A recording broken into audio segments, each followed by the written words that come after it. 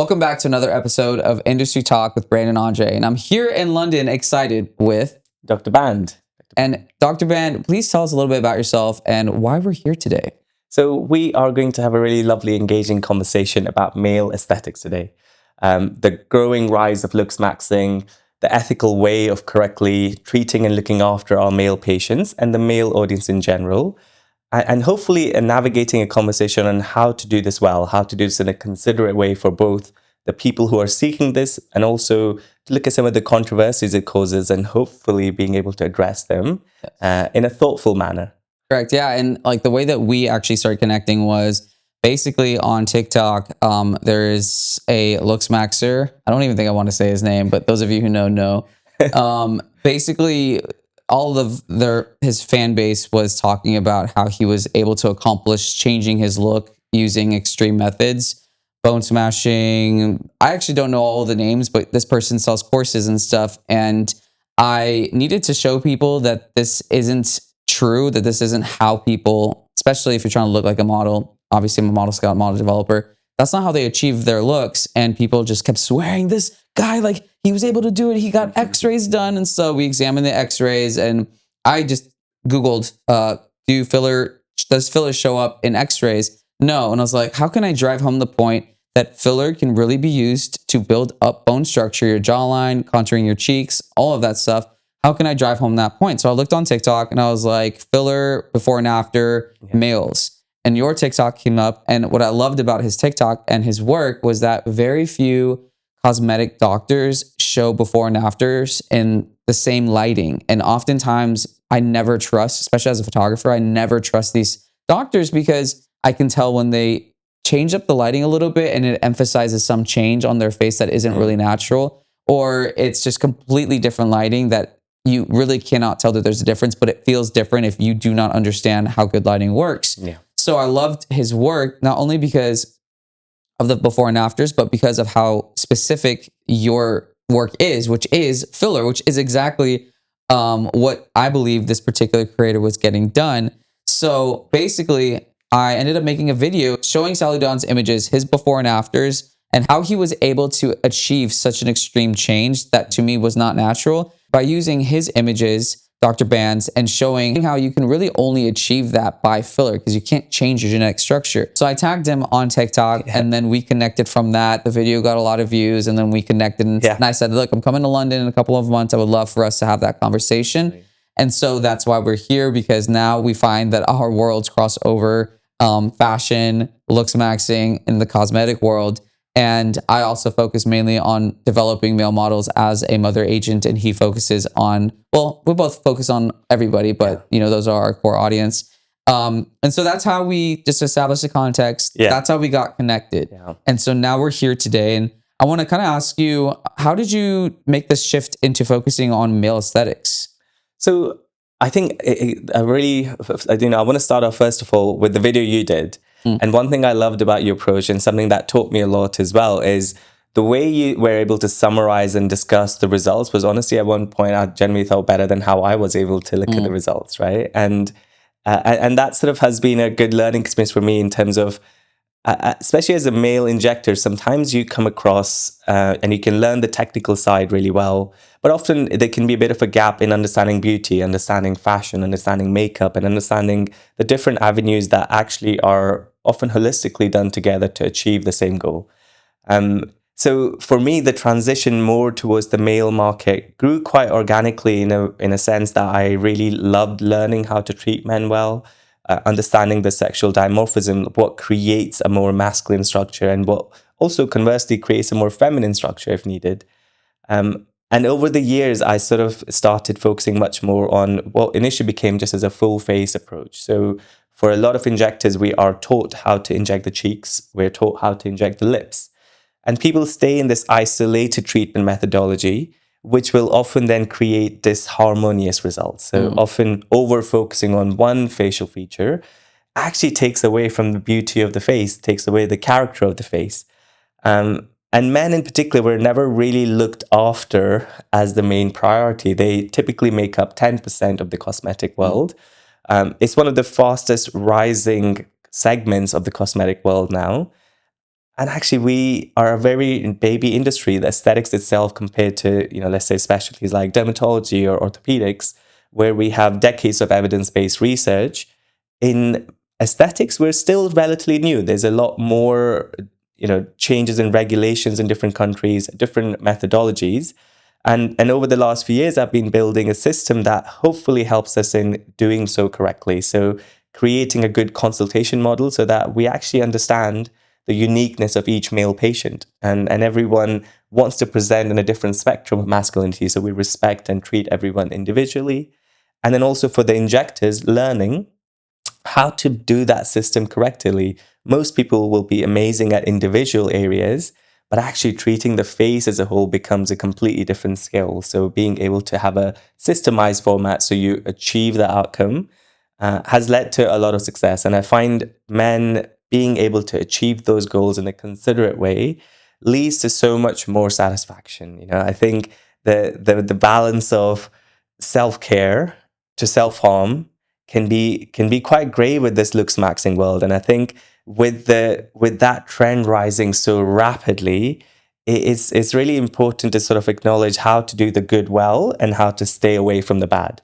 And I think, unfortunately, that's probably a line that gets blurred a lot from a lot of the online sort of poorly thought out content for a particular view. So Right. particularly to me, it seems pretty black and white how certain popular Looksmaxes, the entire goal is economy, the entire goal is views and insight and Right.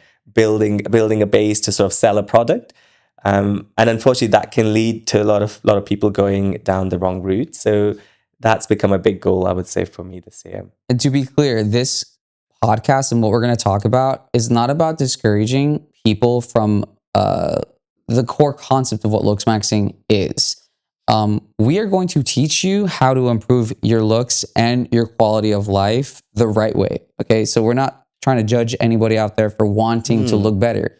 That is what we do. I develop models and they look better and they become confident and they become stronger individuals in society. But there's a lot more to it that you guys don't know. He does the exact same thing. So we both understand this world more than you guys could possibly ever imagine.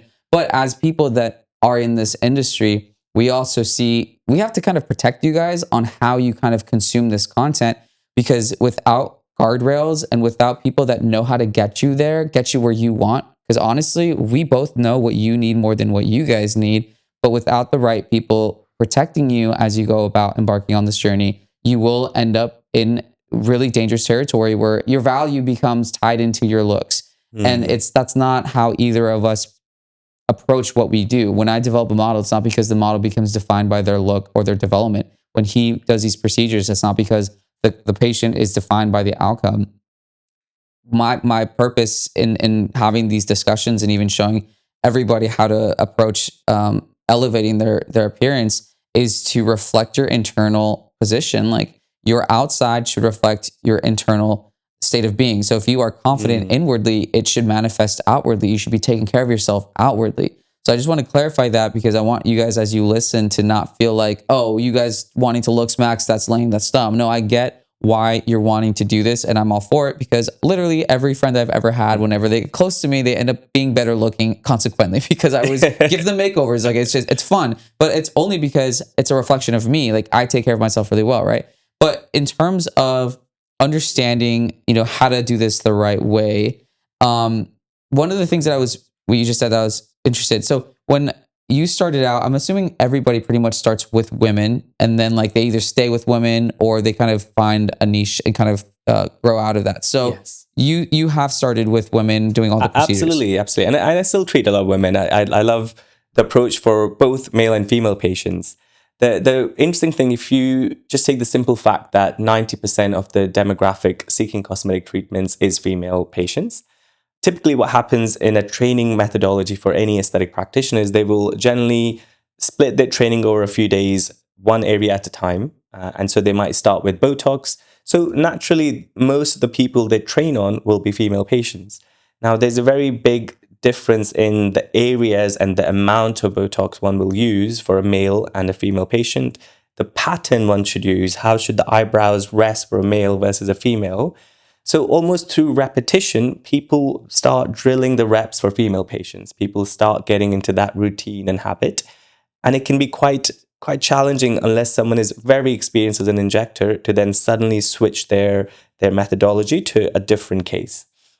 Same thing with fillers, the amount of filler, the type of filler, the areas that you should focus on and accentuate are very uniquely different for male and female patients. So for most people, the repetitions come in female patients, their target demographic stays as female patients.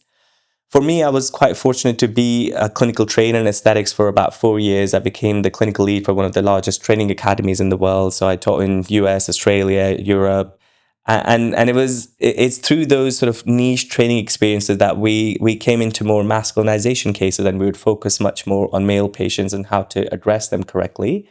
And a common sight I saw is people across the world who were incredibly successful in their cosmetic businesses were still quite new to being able to treat men the right way. The volumes and the type of filler needed and the techniques needed will be quite different.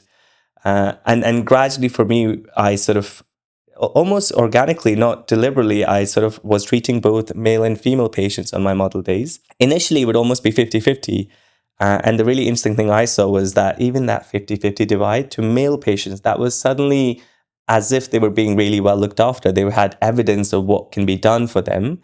And to me, aesthetics is a very visual industry. I think people generally don't have the understanding of really exactly what material and what product is used and how it's used. Almost a bit like when you go to a dentist. You sit back, you know something is going on, but actually it's very hard to really know the exact techniques being used, the exact instruments being used, and the know-how of why is that instrument better than the other. To some degree, that responsibility falls on the healthcare professional to make the correct ethical decisions there. And I think the same way for male patients, it was through the years of practice and repetitions that I came across a much bigger clinic audience. And over the years now, I've grown my general clinic patient list about 90% male by focusing on the full face approach. And we've launched a second clinic chain called the Skin Bros, which is an entirely all male focused cosmetic clinic chain. So the idea becomes by being able to create a product and service that truly reflects and cares to someone's needs, just generally leads to better results. And I would echo exactly as you said, is I truly love that understanding of how to get someone to feel good, feel confident, look and feel their best. And so the word looksmaxxing is very often seen in a negative light, but if you simplify I had a really lovely conversation with a colleague the other day where he laughed and he said, well, he's been looksmaxxing all his life. And the truth is funny, if you care about appearance, it can be how you speak, how you present yourself. To some degree, those are elements of looksmaxxing, and we generally are quite favorable in society with them. But it's creating the right methodology to support that need. Yeah, I mean, I often now draw a delineation between what looksmaxxing fundamentally aspired to be or was, and then what it's become. And I want my audience and our audience to kind of understand that when I address looksmaxxing as well as like on the negative side, I'm talking about what it became with all the creators and all like the rage baiting, all of the courses, all of like the weird stuff. But like there's a foundation of looksmaxxing that I respect and I understand, which is basically just enhancing yourself. But the funny thing about you talking about kind of how you transitioned into focusing on males, it's actually we're literally like the same person in a different industry, because my industry is female dominated, female models, right? But I focus specifically on male models because there is a different approach to male models and to the males in the industry than there are to females. And it is specific because males function differently, have to speak to them differently. There's just a totally different response that you really have to learn, and it's very, but it's also expansive. I think you're seeing this in your world, I'm seeing this in my world. I remember I made a video on TikTok where I said there's a lot of DL male models in my DMs, meaning men that want to be models on the down low, right? And I'm like talking about these guys that they're from like Virginia, Indiana, like places around the world and country in the United States. We're in London, by the way. Currently. I don't know if I mentioned, did I say that? I think I did, but we're in London. But they do like, they're in like, you know, blue collar territories and they're doing super masculine things, but for whatever reason, they just are really interested in doing modeling. But they're like on the down low and they're like, hey, like, don't tell anybody I'm a football player, but I want to do modeling. Do you think I have a shot and stuff? There's this growing interest in modeling among males. And I think in large part due to how I've kind of created content surrounding male modeling, and which is cool because I've always wanted to bring in more masculinity to the idea of modeling, because I think a lot of people in general feel like, and this is also a good topic, like doing modeling is gay, doing any cosmetic procedures is gay. So there's this like weird feeling for males about wanting to do modeling or even anything creative or even trying to take care of their looks because of being perceived as gay and everything being considered gay. But I think that's also changing in this generation, because I was having a conversation. And it's also culturally very different. So one thing, so I grew up in the Middle East and Kashmir most of my life. So I moved to UK when I was 13. And I remember really well. So one of the reasons I started Skin Bros instantly was, I remember really well, it was quite customary for us to, let's say, have a haircut and finish with a facial. And every now and then is a good self-care feeling. You feel good about your skin, you feel well. And I remember coming to UK and having the same sort of a dilemma where, a few months I was like, there were times when you wanted to have that little bit of a confidence boost. You wanted to feel a bit more sort of refined. And I didn't have the confidence to sort of walk into a beauty salon as a male teenager to sort of have a facial, right? Because of the same sort of labeling that is associated sometimes. And to me, I find it very ironic how actually in the Eastern culture that wouldn't be considered gay. That wouldn't be you wouldn't suddenly have to redefine your sexuality to get a facial. Right. But for some reason, the sort of strangeness in how certain behaviors are portrayed as sort of gender affirming or sexual identity is pretty harsh, right?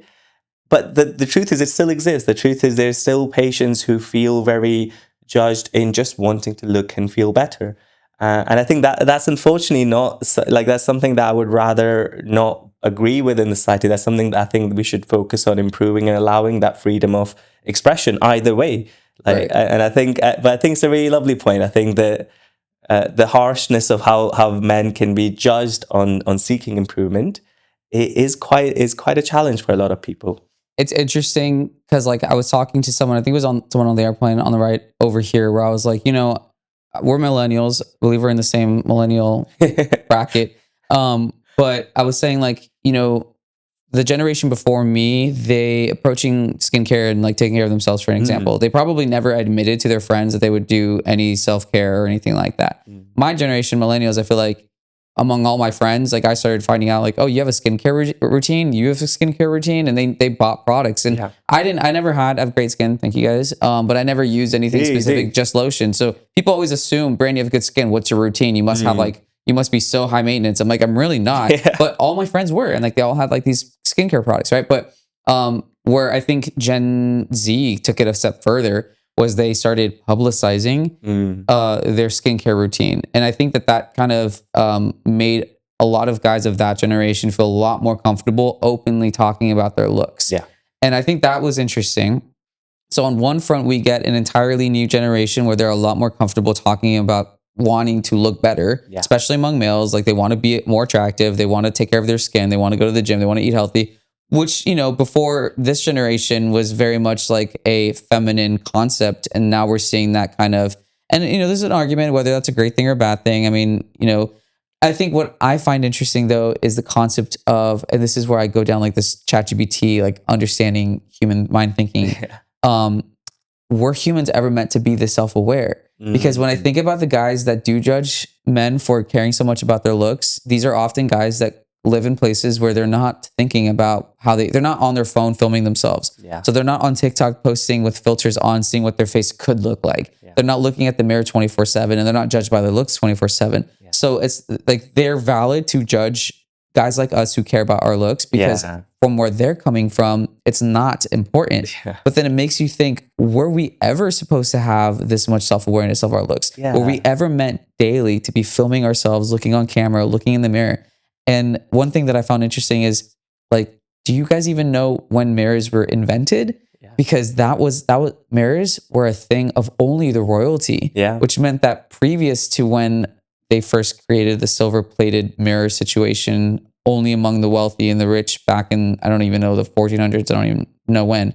But before then, people didn't know what they look like Absolutely. as frequent as we do And then now. we had the Zoom face. So we had people looking at themselves in meetings virtually and suddenly becoming super aware of how they look. And actually that led to a big rise in people seeking certain changes as well. The sort of self-awareness and how people see it, there's a really beautiful saying by Rumi, which is the beauty you see in me is a reflection of the beauty in you. And I love the positivity of that, but sadly, I feel like it's also true negatively sometimes. Yeah, no, I think that's reflective of the Looksmaxxing comment section. Absolutely, right? So it's so how the self-awareness, in my opinion, often will come in. Yeah, we'll become incredibly self-aware of how things are changing. But the opinionated voices, particularly the negative ones, is often a reflection in themselves. It's often how someone is feeling. And often I think sadly it's a group that probably needs a lot of help, but often they're not the group that most people want to help because of the negativity. So it's often a cycle that's quite self-deprecating in its own way, right? Today's podcast is brought to you by me, Brandon Andre. If you're a model who wants to become a working model, then you need to enroll in my model masterclass today. In my online class, I teach models how to make more money by showing them how to manage their careers as a business. From getting signed, to building a portfolio that gets you jobs, to building an audience on TikTok and Instagram, then monetizing it, to learning how to win the favor from your agents and casting directors, to learning how to brand yourself on social media, and how to lure in brands and brand deals to increase your income as a model. Getting signed doesn't mean you'll get work, but learning how to run a business does. So enroll in my model masterclass now by going to my website at brandonandrephoto.com. Another saying that I love is, out of the abundance of the heart, the mouth speaks. So whatever is in your heart will come out of your mouth. And that's why that's my issue with certain Looksmaxxing elements community where it's very like a lot.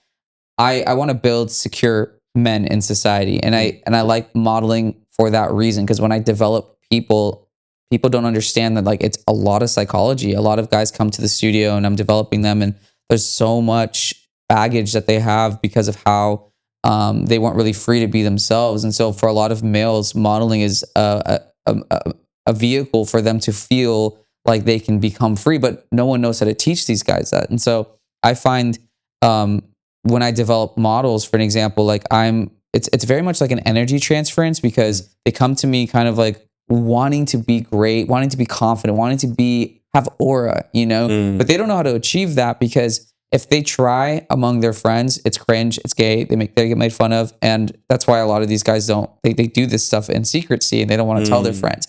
But when they meet me and they see how free I am and see how confident I am, and I'm like showing them how to move and showing them how to model, and I'm the one that's doing it right in front of them, it allows them to feel comfortable and safe to be able to like express themselves differently.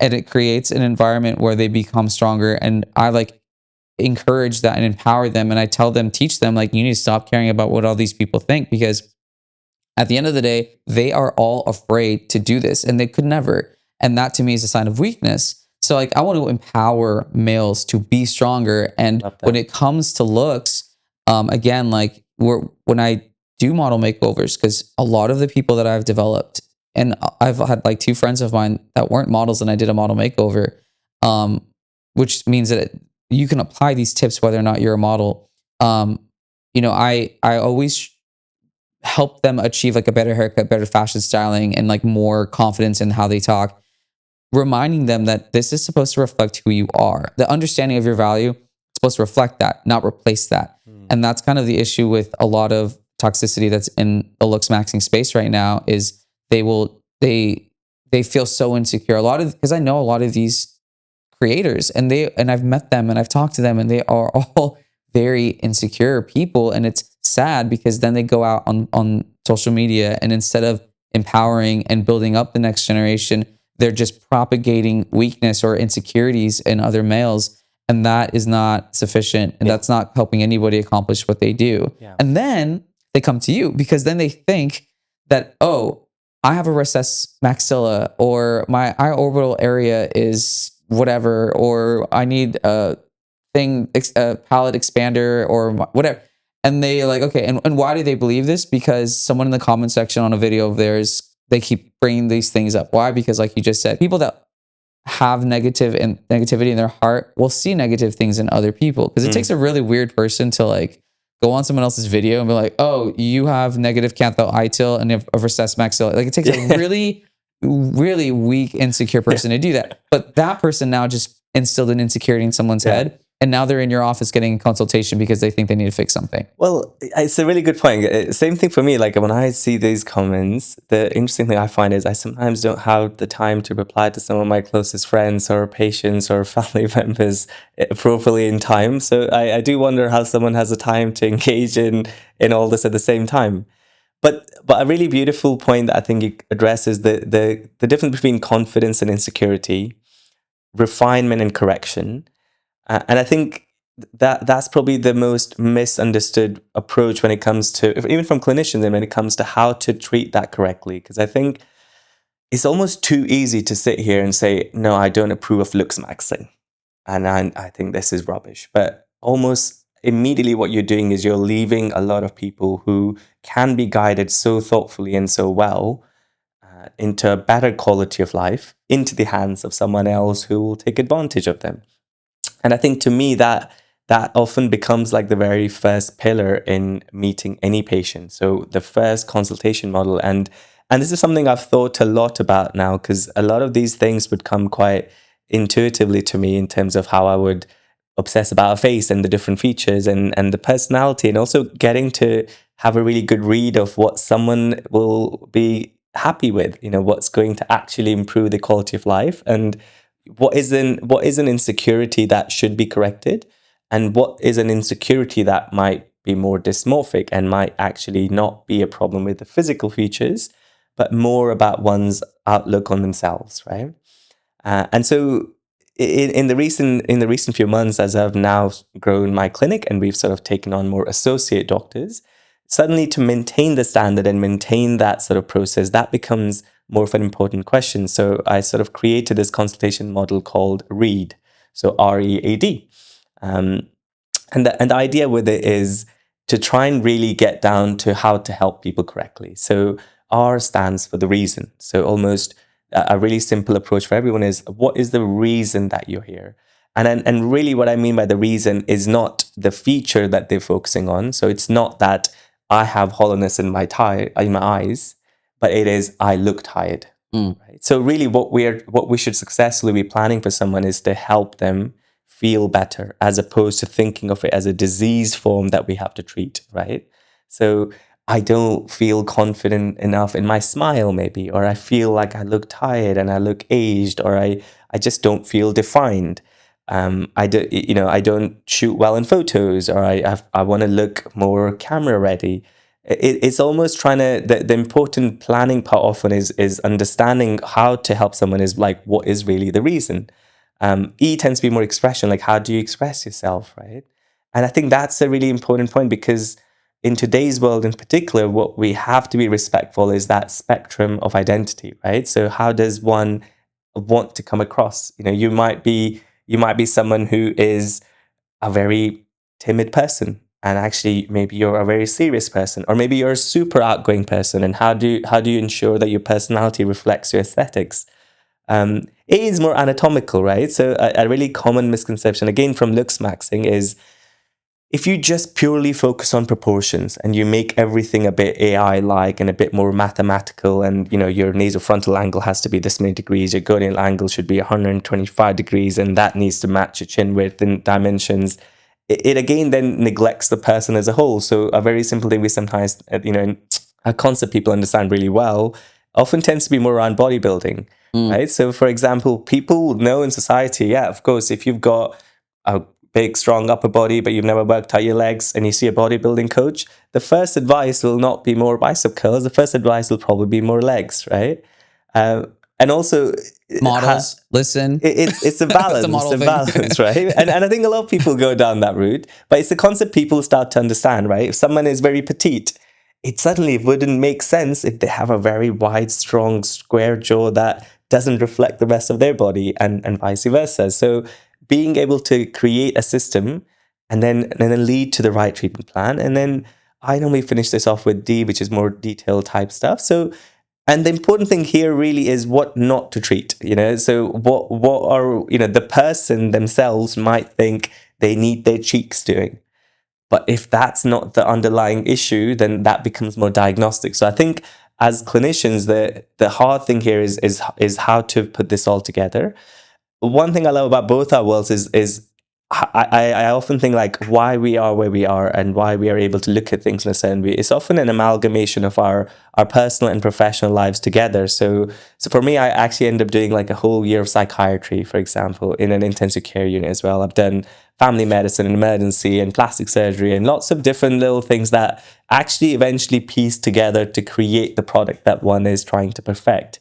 But the psychiatric side, again, as we touched on, confidence and insecurity is actually ethically being there to understand that person in an effective consultation, because a lot of this is supporting both the physical and the mental needs together, and I think that's where it's really enjoyable. It's so beautiful to have that positive feeling for someone, as opposed to thinking of everything as a robotic manner, right? Like I need to do zero point 0.1 mils on something. Like the joy isn't quite there for me to be actually even enjoy that, right? Like the beauty of it tends to be the human side together and being able to piece that puzzle. Yeah, we were talking about the other day as well that this generation understands harmony more than it ever has before, Yeah. and so which is you guys just have researched so much stuff, and then like let's talk about that a little bit about Yeah. how they understand harmony, so they don't just understand like okay you fix one thing and then like everything's perfect. They have a certain degree of understanding of scientific terms. From your perspective, how did that feel kind of seeing this new generation of boys that are like literally using scientific terms Yeah. and also kind of understanding ratios and balance and all of that? It honestly helped me evolve. I think it was a beautiful learning experience. So I used to think my knowledge on proportions harmony is in even in the medical world was as good as it gets, because this is facial aesthetics, something I've taught and studied for decades now. Now, but if you even if you go on any Looksmaxxing forum and you look at all the different proportions angles, genuinely, often the amount of depth they'll go into every single area is more in depth than most people as in aesthetics get trained to. I wouldn't be surprised if like a typical 20-year-old looks maxer who is well versed and has probably, and if I signed up to clavicular's clav, I think it's called the clav clan course myself in school, just to see what's actually being taught. Like I thought it was really, I thought it was intriguing because I wanted to kind of see how did they approach things. But it honestly did help me step up that game. And I think clinicians now do have to try and put in a little bit more effort to understand this, even if it's to help. I think it just comes across in a much more confident manner if you are able to guide someone.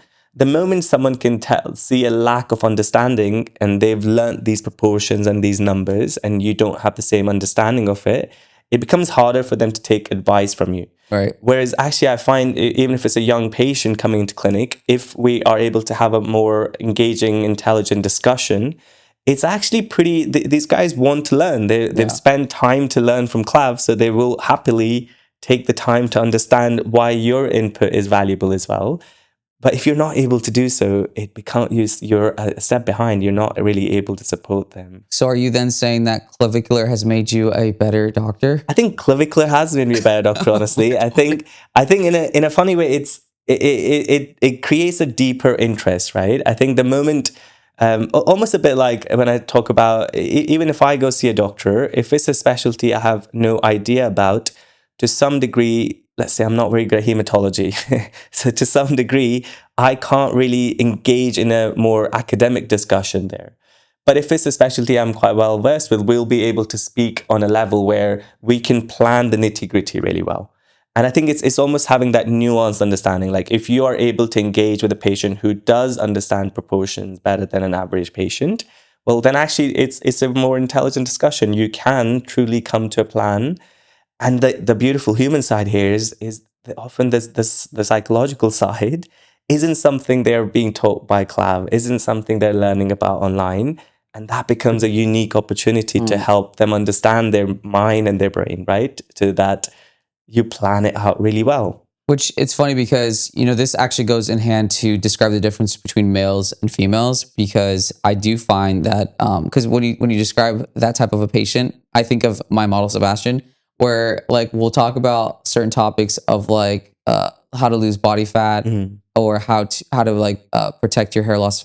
And he is so stubborn when we talk because like he's done so much research and he knows specific terminology. So when I'm like, it's like it's this way. He's like, no, it's not. It's because this word and like he uses all these words and stuff. And I'm like, it's very reflective of a lot of males in this generation. They are a lot more well versed in these topics that they do require a lot more out of experts now. It's like if you don't have the same understanding of terms and know words that they do, they do distrust you more often. So it does require you to step up and understand their world a lot better, which is why I don't like people dismissing people from the Looksmaxxing world and even BP, God forbid.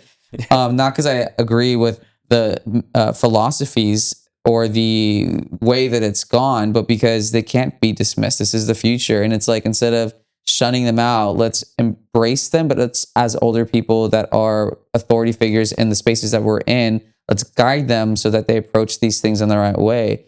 But I think that how often are you seeing women come in with like, oh, golden ratio, oh, like all these things? It's very much from what I'm seeing, more males oriented. And so there's a lot of ego too that a lot of people don't understand, even being a business owner, that you have to have a certain amount of knowledge and you have to carry yourself a certain way in order for males to respect you. Because that's the thing, is that I find amongst audience and analyzing like the demographics that males, if you're ever building a business targeting males, if they don't respect you, you're done. And like you have to earn the respect in order for them to invest time and energy, whether it's a business or even like you're a content creator.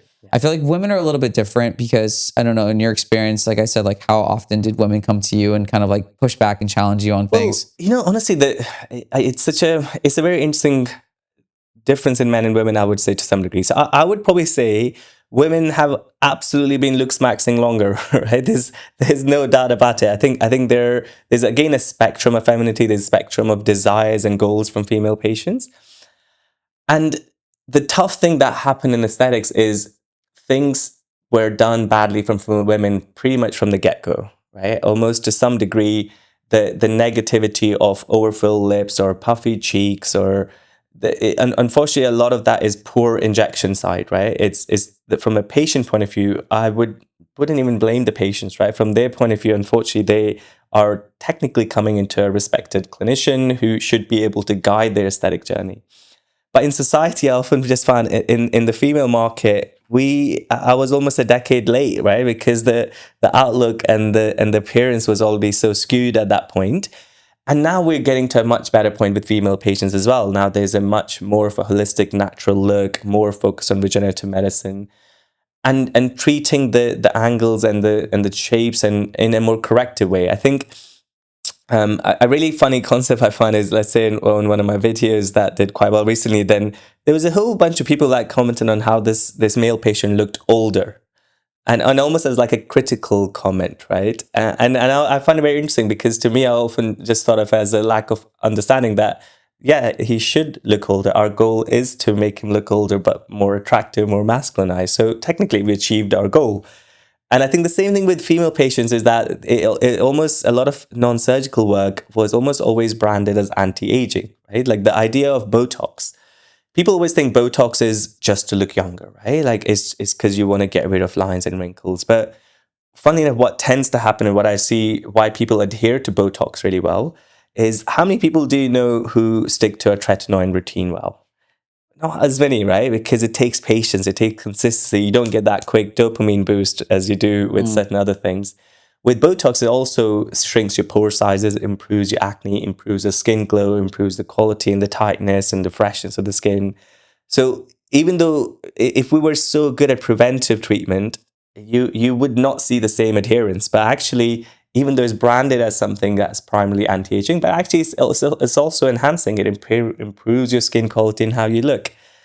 Same thing happened with female dermal fillers, that everything was phrased as looking younger, and that sometimes just leads to get rid of hollowness and to get rid of lines and wrinkles. People just ended up taking an approach where they just kept filling with volume, not thinking about it artistically, not thinking about it even in terms of the feminism and the sort of female proportions, like how to respect that, like this concept of lifting with fillers. It's a very well-known term. What people have to remember though is there's a certain amount of lift that will look good. And actually, that amount of lift barely causes any real lifting. Like, it's not a surgical facelift. So to continue lifting the face with fillers, you can only do so if you really overfill someone. And unfortunately, this is a sad trap, right? So this is a trap where it's used for the wrong context. I think the understanding of how fillers should be used, because in my opinion, fillers are one of the best tools if done correctly. There's areas where it's so perfectly used and it works so well with our aesthetic goals, but there's also areas where even using correctly can be a big risk. There's certain parts of the face where if you use fillers, it's not going to work in the same way. So I think with the female market, unfortunately, the use case started early and it just wasn't done in the right way. We are now improving that overall. With the male market, I still have some hope that actually there's less people participating in it and there's still a chance to actually help it grow in the right way. And I think Right. when I think of medicine in general, I always think, well, let's learn to do things right way. We keep getting better with time. Of course, we make mistakes, but there's a way to learn and evolve the right way. So I think there's still some hope. There's still some hope. Okay. On that note, you know, what is the right way to approach cosmetic procedures? You know, if you're wanting to, what do men come to you to kind of resolve? I think the most important thing is, firstly, as the clinicians, is to truly know what do you love. Because I think the more you showcase what your work is like, the more confidence it gives patients on what they will achieve with you. Now, what do male patients want? I think the reason can be so varied, right? So it can be purely that, like, I had a really interesting patient the other day who's in his 40s, had a lot of volume loss, his eyes were quite sunken in. For him, it was just that he looked really tired. And he was in a corporate ladder where he would keep getting comments about, oh, have you slept okay? And it kind of started almost challenging his work, like, commitment, right? So the aesthetics that you are presenting with, unfortunately, to most people, they're just looking at you holistically. If you look tired, you look tired to them. So that conversation will engage. So his goal was very much about that side. But I've also had patients, and again, it's been a really good learning experience for me. So I've had patients who might be in their 50s, in their early 60s, where I would almost assume, without having that thoughtful discussion, my assumption would have been, oh, maybe they probably want to look a bit younger. But actually, they wanted to look defined. They wanted to look more attractive. They wanted to go out into the real world, and they might still be in dating relationships, and they might still be seeking opportunities, and they want to feel confident to approach that. So the correct way of approaching, I think, most importantly, is understanding the reason your patient's there. I think in order to utilize a good treatment plan, this changes based on what you're trying to achieve. And this is something we spoke about over coffee, is the old approaches were either restorative work. So you're, a simple way of thinking is, if you have a shadow because you've lost volume, let's say you've lost weight or you've aged and your cheek fat pads have now dropped down, restorative can just imply I'm just replacing what is lost. Enhancement is more where you're structurally changing someone coming in. It might be someone who has maybe a really retracted chin and they're quite sat back. And now they truly want to enhance that shape, right? They want to change the bone structure and the anatomy. So in both these cases, my job would be to use a different approach and to treat them correctly. So I think the most important thing as a clinician is getting into a really good consultation format, figuring out how do you understand the physical, emotional needs of your patient. Generally, people tend to be very good at assessing a face. Like I sort of, this today we're up more towards the East London side of London, and as soon as I came out too, my very first thought, unfortunately, was this female patient I saw where she just had incredibly overdone lips and chin, and the one thing I could instantly gather is her face was quite petite to begin with, but the volume was inappropriate to her size.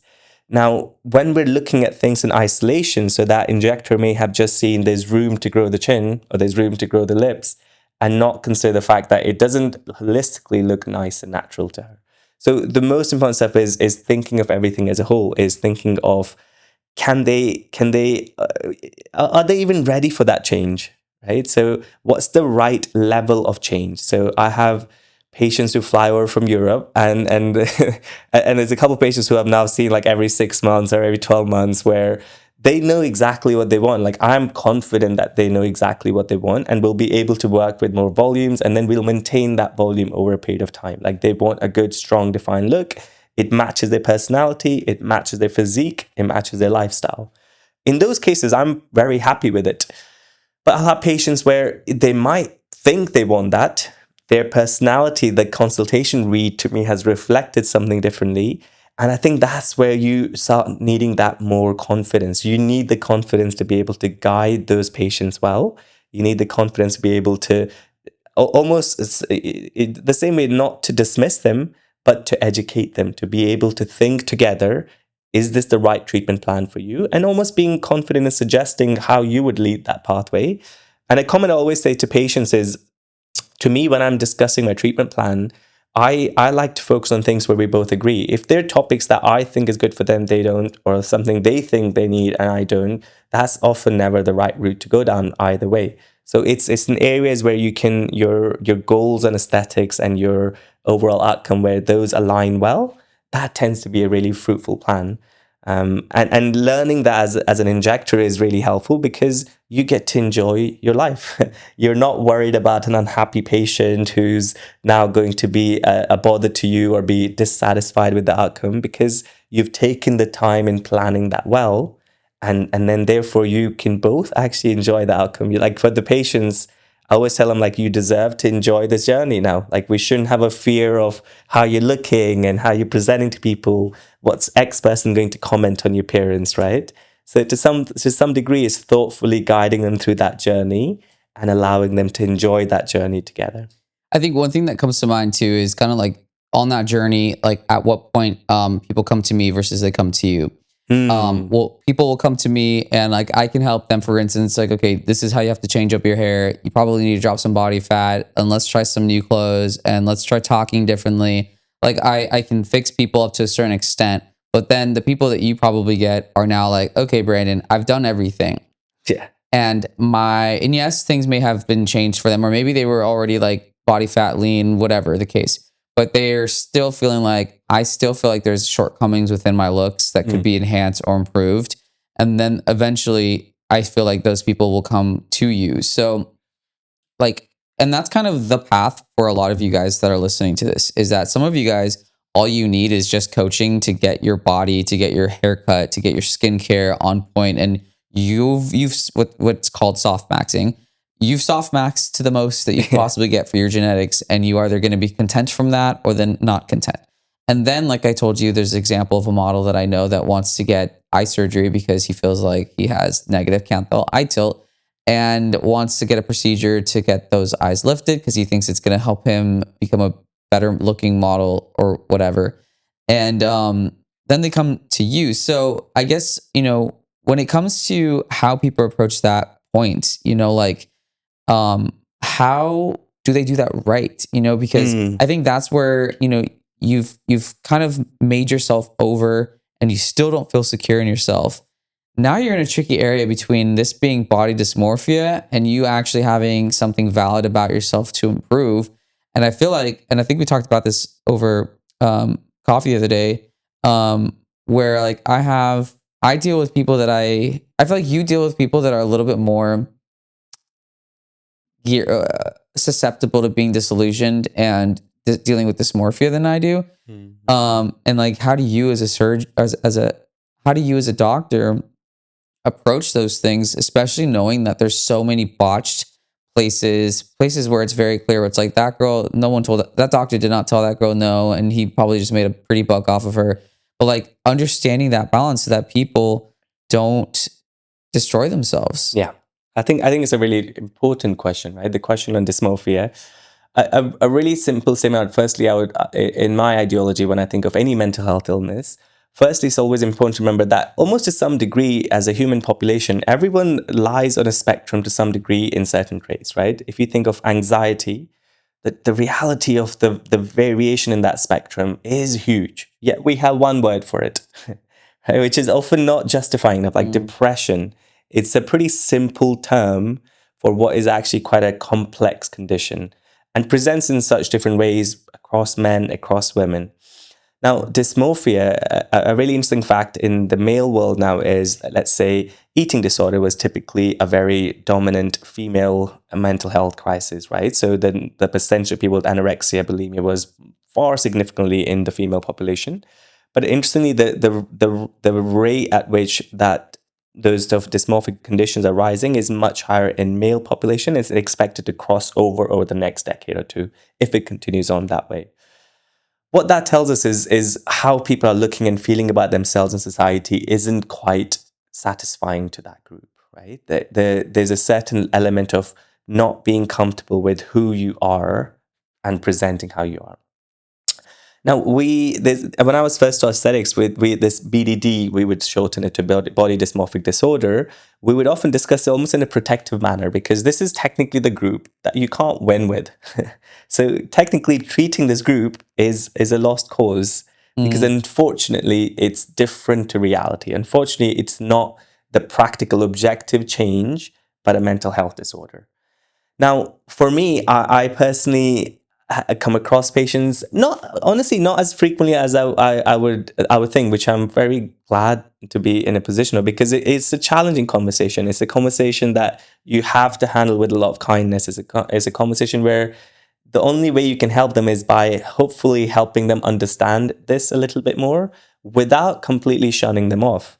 Now, if I think of it from a purely commercial point of view, the funny thing is, if when I have a patient with dysmorphia, that consultation will go on for at least an hour with me, not charging anything for treatment.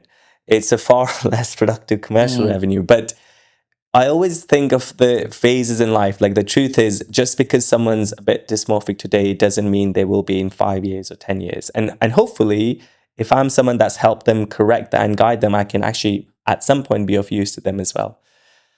So with dysmorphia, the correct definition from this essentially is when the sort of psychological challenges of your appearance limit your everyday life. So if I'm so obsessed about how I look at my face. Let's say today, yesterday I broke out with these spots, and I would come this morning and say, I'm not going to do this podcast. Now the reality is, am I dysmorphic in being aware that I've just broken out and I've got a spot? No, this is technically self-awareness, but if I let it limit my lifestyle, that's now challenging how much I can use.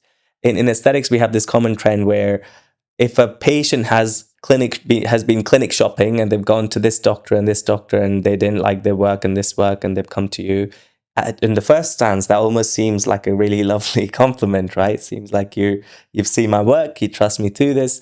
But often the reality is there's a reason why they were never happy as well. So it's not always the other clinician's fault. And sometimes it's just that wasn't the right treatment plan.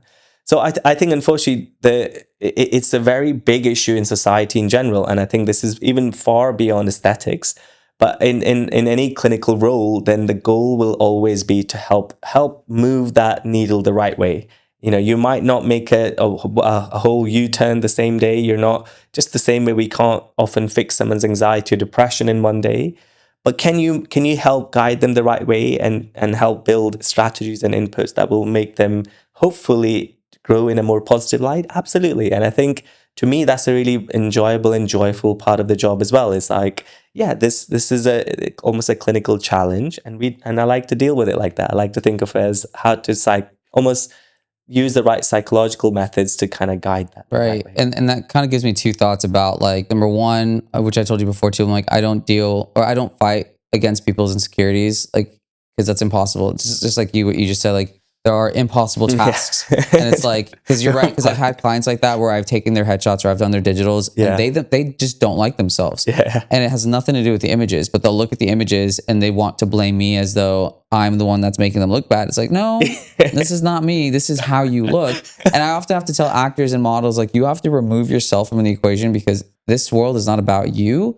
If you're an actor, if you're a model, it's about what the casting director sees, and you have to cater to them, which means you have to be a blank canvas, which means pushing back on a lot of women, for instance, who want to wear makeup a certain way, or guys who want to style their hair a certain way. Like, oh my gosh, the amount of pushback I've had with my male models because they wear their hair covering their forehead or they have a certain hairstyle. I'm like, nope.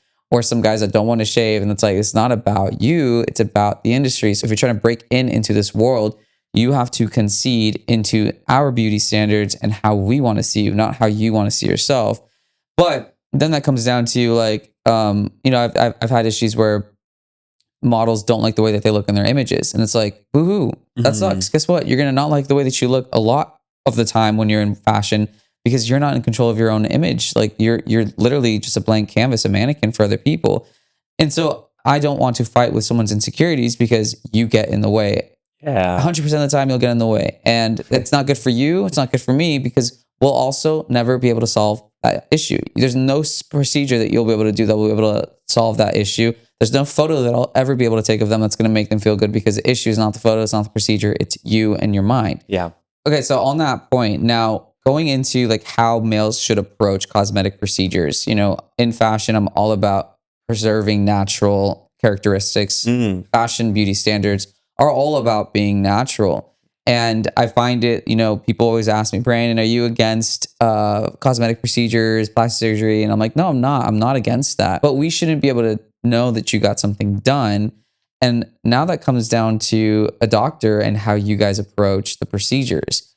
Do you have like I guess a basis of like, okay, this is our goal here to look and preserve someone to look natural.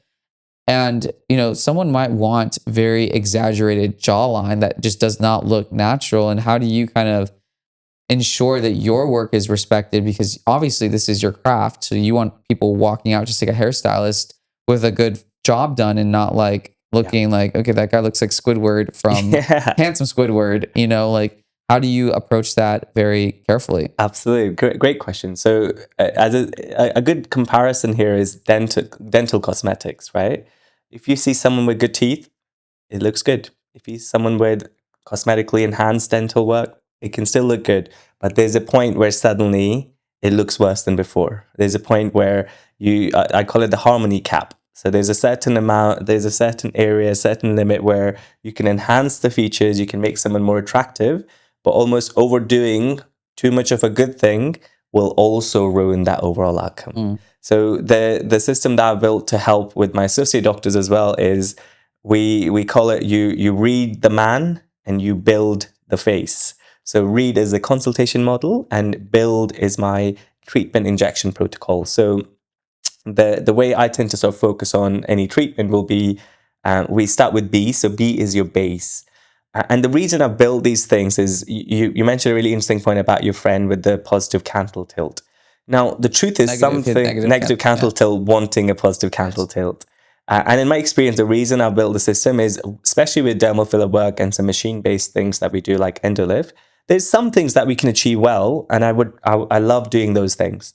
There's some things we don't achieve well, and it's not worth doing those things. So let's say the option for a positive cantle tilt is two things. You can either do a cantoplasty, which is a surgical treatment, which again carries one of the highest risks for like each millimeter change, right? And you get 1 millimeter wrong, and it actually like ruins the whole harmony of the face. The eyes are almost like the window, right? So you gotta really look after that side. So my protocol starts with B. So you build the first layer. So that's your base layer, which begins with your cheeks. Now, a really important thing here is the word cheeks can mean so much to so many different people. And thinking about what works well for a male patient is essentially a masculinized OG curve. So you want that definition. You want to create more buccal hollowing, and you want to shape that in a really effective way. And that to me becomes the base layer. Then U is my uplift. So here is where we focus on individual areas of projection where you want to bring that maxilla forward. So for me, this tends to be the piriform fossa. This tends to be the mid-facial region appropriately. The important thing here again is even if someone looks a bit gaunt, even if someone looks a bit tired, what you don't want to do with the male face is over project. So just to take away a shadow. So the key here is knowing the right range. So where is your harmony cap? Then I, for me, so this becomes installing the anchors. So for example, in the lower face, and a good strategy, the way I teach this is think of this framework as, you can almost think of it as yes or no questions, right? So we can almost answer this for each other. It's like, does someone have a regress or retracted chin? If it is yes, so then yeah, you install anchors like you project that forwards. If they don't, you don't need to treat that. Does someone have a pre-jowl sulcus? So do they have a little dip in their lower face? Does that cause recession? then that's the right step to install. Does someone need widening of the jawline, right? So the gonal angle, then yes, you can do that. Then you go to L, which is line. So this is where you link the jawline, right? So this is where you define and contour it appropriately. And at each step for each person, it's not that you do everything, but you look through, is this appropriate? Will it enhance their facial attractiveness? And then for me, the last point is detail. So this is where I'll focus on the subtleties. So this might be lips, nose, under eye. So where do we blend and harmonize everything together? The most important step of it all is that when you have a finished product, so when I look at my after photos, of course, I have post my before and after, so I kind of showcase where they came from and where they went to. But my goal in the after photo is when someone looks at a photo, it should just look like an attractive male face. It shouldn't look like, oh, there's the 5 mil filler here, or there's the volume there. And I think the beauty of that, the right aesthetic work, whether it is cosmetic dentistry, whether it's facial aesthetics, whether it's plastic surgery, is getting to a point where things look harmonious and things still look really well done. Which is what I like about your work, because in your before and afters, it does look very subtle work. And it's like, but I'm all about subtlety. And I think that's like what you learn a lot as a fashion photographer as well. And in developing models, is that it's all in the subtleties. A lot of people want extreme changes, and that reflects like an extreme sense of insecurity as opposed to subtlety, natural approach. So that's why I respect your work as well. Do you have any filler? Do you apply anything? Oh, everything. Really? I've tried and tested. I've learned so much, I think, from having treatments myself, both from a patient perspective as well. So both in terms of what that journey is like, what it feels like, but also what are some of why do patients sometimes get into a trap, right? So I call it like default aesthetics. It's almost this concept that as soon as your face changes, you get used to certain things. It takes about 4 to 6 weeks before that normalizes to your brain. And after that point, your brain no longer registers the old face. So to your brain, that is your face. So it becomes a really interesting journey. And being able to guide patients on why someone might be coming for repeat treatment when they don't need it. Why would someone... It's often just quite simply getting used to a certain thing. So absolutely, I love filler work myself. That's good, because it looks so natural. But it's important for us to know this too, because it's like going to a barber or hairstylist, and like their hair is like absolutely the worst ever, and it's like so like your work is pretty good. You can get some crazy geniuses, right? Some people do amazing work without having treatment themselves, of course. But to me, I think for me, a lot of this interest in male aesthetics is probably also stemmed a lot from my childhood. Like I think I've always been, having lived in so many different cultures, different countries, you become very hyper aware of how you are being perceived and what changes that perception. A really interesting thing was I recently had a buzz cut, and almost immediately, just that change in hairstyle, I noticed the difference in how I was being perceived, right? So when you'd walk down the street, in terms of how people receive you, how people warm up, is it positive? Is it, and often it's not that something is good or bad, but it's different. And what was the reaction? So I would say a couple of different points. So I think I would probably come across probably more authoritative, maybe more aggressive. It would also create a bit more ambiguity to how I look. So people it felt more interesting. I would get more of an interest, but also people would probably be a little bit more on guard.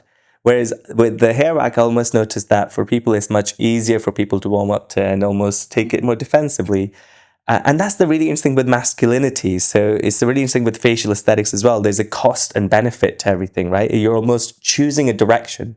So to some degree, let's say almost all anthropological research and social studies will kind of show, let's say having a well-defined jawline, a strong chin, it's considered attractive in different phases. So there's even a study that looks at female attractiveness to male across their hormonal cycle. So closer to ovulation, people will find stronger masculine features more attractive because it's more protective.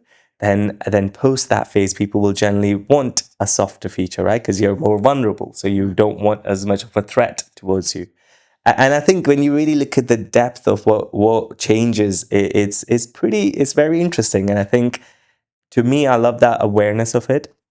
I love being able to educate people through it and how to almost use that to advantage. Because to some degree, that becomes more my role, right? Like, let's say if someone wants to climb up the corporate ladder, they should have a different treatment plan to someone who wants to be a fashion model, right? What attractiveness and what features will be the right things for them.